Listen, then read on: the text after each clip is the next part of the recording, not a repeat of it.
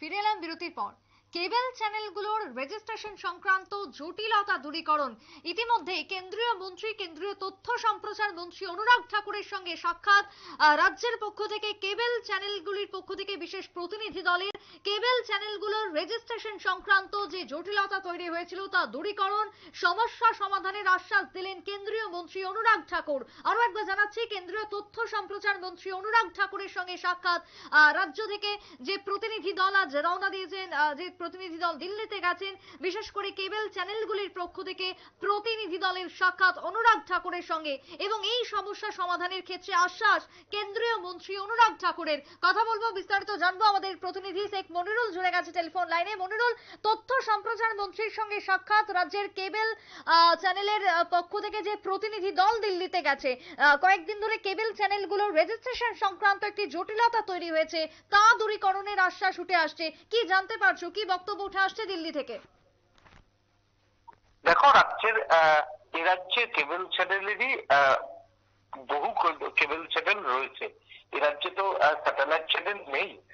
গোটা উত্তর পূর্ব ভারতে সহ এই কেবল চ্যানেলের নয়া ফতোয়াতে কিন্তু একটা ত্রাহি ত্রাহি রব উঠেছিল।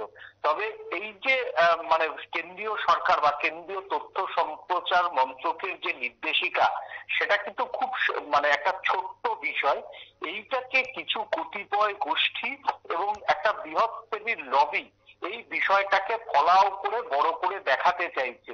তার কারণ হচ্ছে, এই যে ছোট ছোট যে কেবল চ্যানেল গুলো রয়েছে, যারা নিজেদের স্বল্প পুঁজি এবং উচ্চ দক্ষতার মাধ্যমে বড় বড় সংবাদ মাধ্যমগুলির সঙ্গে টেক্কা দিয়ে সুনামের সঙ্গে কাজ করছিল, এই বিষয়টাকে খুব একটা ভালো চোখে দেখছিল না কতিপয় কিছু গোষ্ঠী। তার জন্য কেবল চ্যানেলগুলির বিষয়ে কিছু নির্দেশিকা জারি করেছে কেন্দ্রীয় তথ্য সম্প্রচার মন্ত্রক। এবং এই নির্দেশটা বিগত 2-3 দিন আগে না, এটা কিন্তু বছর খানিক আগেই কিন্তু এই নির্দেশিকা জারি করা হয়েছিল। কিন্তু এই নির্দেশিকা কখনোই পৌঁছায়, যেটা গোটা ভারতের ক্ষেত্রে, কিন্তু শুধুমাত্র উত্তর পূর্ব ভারত বা ত্রিপুরার জন্য নয়, গোটা ভারতেই আমি দায়িত্ব নিয়ে বলছি, সমস্ত জায়গায় কিন্তু কেবল চ্যানেলের মালিকদের কাছে এই যে বিগত 1 বছরের আগের যে নির্দেশিকা, সেই নির্দেশিকা কিন্তু পৌঁছায়নি। এবং নির্দেশিকা না পৌঁছাতে বহু কেবল চ্যানেলের যারা চালান, সাংবাদিক থেকে আরম্ভ করে, মালিক থেকে আরম্ভ করে ম্যানেজিং ডিরেক্টর, তারা কিন্তু অন্ধকারে ছিল। তবে এইটা একটা আশার আলো যে নির্দেশিকাটা পাওয়া গেছে, সেই নির্দেশিকা অনুযায়ী কেন্দ্রীয় সরকার, অর্থাৎ আমরা সবাই ভারতের জনগণ, আমরা আমরা দেশের কেউ আইনের ঊর্ধ্বে নই। আইনের মধ্যে থেকেই আমাদের সংবাদ পাঠ করতে হবে, সংবাদ পরিবেশন করতে হবে দর্শকদের জন্য। সেই জায়গাতে এই যে নির্দেশিকা, সেই নির্দেশিকা মেনেই কিন্তু সমস্ত কেবল চ্যানেলগুলি একযোগে কাজ করবে। এবং যে জটিলতা সামান্য তৈরি হয়েছে, সেই জটিলতা দূর করার জন্য রাজ্যের মুখ্যমন্ত্রী ডক্টর মানিক সাহা উদ্যোগ নিয়েছেন। তিনি নিজে কেন্দ্রীয় তথ্য সম্প্রচার মন্ত্রীর সঙ্গে কথা বলেছেন। আজকে এই রাজ্যে বহু কেবল চ্যানেলের যারা রয়েছেন, তাদের পক্ষ থেকে এক প্রতিনিধি দল দিল্লিতে গিয়ে কিছুক্ষণ আগে কেন্দ্রীয় তথ্য সম্প্রচার মন্ত্রীর সঙ্গে দেখা করেছেন, তাদের সঙ্গে আলোচনা করেছেন, তাদের সমস্যার কথা তুলে ধরেছেন। এবং তাদের সমস্যার কথা কেন্দ্রীয় মন্ত্রী অনুরাগ ঠাকুর কিন্তু শুনেছেন। এবং কেন্দ্রীয় মন্ত্রী অনুরাগ ঠাকুর শুনে তিনি আশ্বাস দিয়েছেন, কোনো কেবল চ্যানেলের কাছে যাতে বন্ধ হওয়ার মতো যে একটা রটনা রটিয়ে দেওয়া হচ্ছিল, এই রটনাকে কেউ রটাতেই পারে, সেটা তাদের একান্তই সিদ্ধান্ত। তবে কিভাবে কেবল চ্যানেলগুলো আইনের মধ্য থেকে চলতে পারে, সেই বিষয়ে তিনিও কথা বলেছেন। সমস্ত নিয়ম নীতি মেনেই কেবল চ্যানেলগুলো চলবে। এবং পাশাপাশি আরো একটি রাজ্যের কথা বলতে পারি, যে বাংলাতে কিন্তু ত্রিপুরার থেকে অনেক বেশি কেবল চ্যানেল রয়েছে। সেই সমস্ত জায়গাতে অনেক পার্সোনালি কেবল চ্যানেলের, বড় বড় কেবল চ্যানেলের মালিকের সঙ্গে আমরা কথা বলেছিলাম। তারাও কিন্তু বলেছেন তারা এই সম্পর্কে কিচ্ছু জানেন না। এবং সেইখানে কোন রকম কোন চ্যানেল আজকেও বন্ধ হয়নি, কেবল চ্যানেলগুলো সেইখানে চলছে। এবং সেইখানে এমএসওরা নাকি মিটিং শুরু করেছে, এমএসওরা নাকি বন্ধ করে দেবে, এই এইরকম একটা গুজব কিন্তু ছড়িয়ে দেওয়া হচ্ছিল। ঠিক। এটা একেবারেই সুকৌশলে ছড়িয়ে দেওয়া একটা ভয় হচ্ছিল। মানুষের মধ্যে ছিল বা একটা প্রশ্ন তৈরি হয়েছিল যে আজ থেকেই 5 তারিখ থেকেই নাকি সমস্ত চ্যানেলকে বন্ধ করে দেওয়া হবে সম্প্রচার। সেই জায়গাতে দাঁড়িয়ে এই জট তো তাহলে কেটেছে। দেখো, ওই যে আমি বললাম যে এটা তো শুধুমাত্র কোনো একটা রাজ্যের জন্য আলাদা কোনো আইন হয় না। আইনটা যদি হয় সেই ক্ষেত্রে সারা ভারতবর্ষের জন্য প্রযোজ্য। কোনো একটা রাজ্যের ক্ষেত্রে কোনো আইন কেন্দ্রীয় মন্ত্রক নিতে পারে না, সারা ভারতবর্ষের ক্ষেত্রে হয়। এইটা যারা মানে ছড়াচ্ছে তারা হয়তো অবুঝের মতো ছড়াচ্ছে, না হলে তাদের এর পিছনে কোনো উদ্দেশ্য আছে।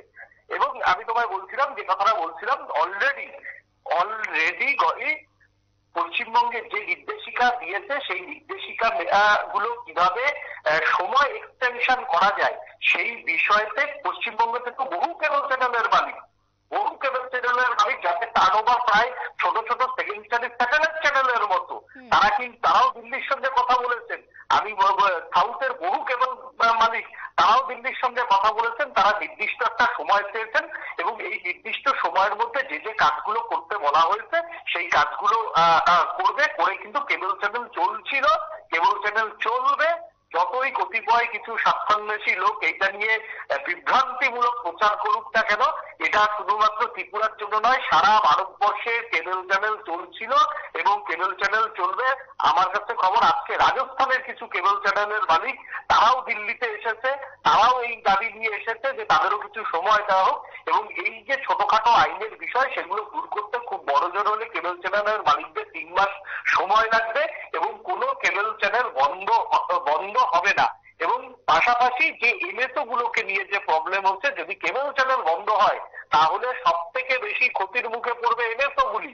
কারণ গ্রাম বাংলাতে কেবল চ্যানেল স্থানীয় খবর দেখার জন্যই মানুষ কিন্তু এই কেবল নেটওয়ার্ক গুলো নেয়।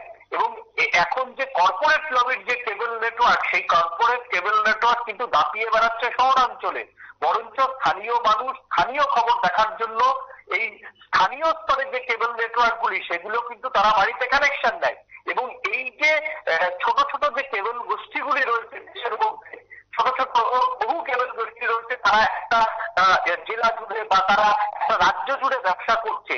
এই তাদের ব্যবসায় আঘাত আনার জন্য এইরকম কিন্তু রিউমার ছড়াচ্ছে কিছু কতিপয় গোষ্ঠী এবং সেইটাকে পিছন থেকে এক শ্রেণীর লোক সেটাকে হাওয়া দিচ্ছে তাদের ব্যবসা বাড়ানোর জন্য।